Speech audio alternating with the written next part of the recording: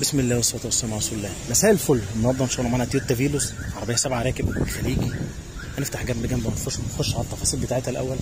كراسي ارباج، العربيه دايره قدام حضرتك، مفيش لمبه ارباج ولا لمبه اعطال، والاهم من اللمبه ان الفرش نفسه يكون مجهز للارباج. يعني ايه مجهز للارباج؟ بعرفك بالتحديد في المنطقه دي بنعمل ايه عشان لا قدر الله لو حصل حاجه الفرش ما يعملش اعاقه.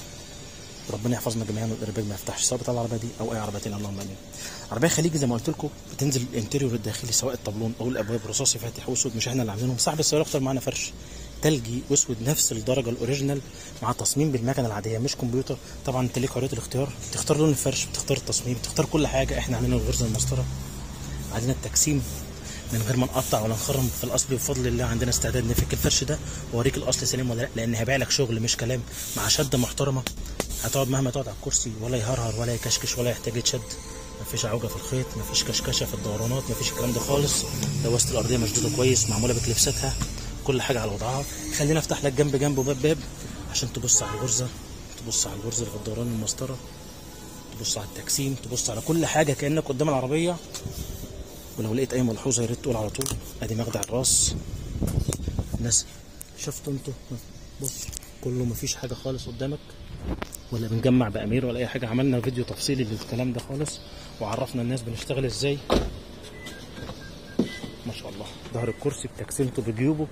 ادي كمان المخدع هنا اهو، خليني افتحه لك. بص مفيش امير، مفيش لزق، كله شغل هاند ميد، ابره وفتله.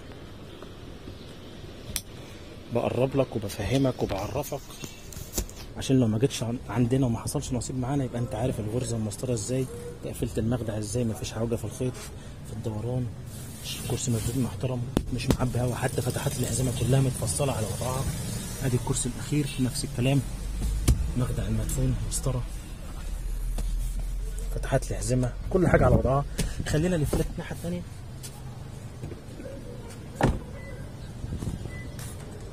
تويوتا فيلوس اول مره تجيلي غالبا، اصلا لسه ما انتشرتش في مصر قد كده. بص الغرزه المسطره نفس الكلام. بص ادي المخادع، كل حاجه قدام حضرتك. وادي المخدع الوسط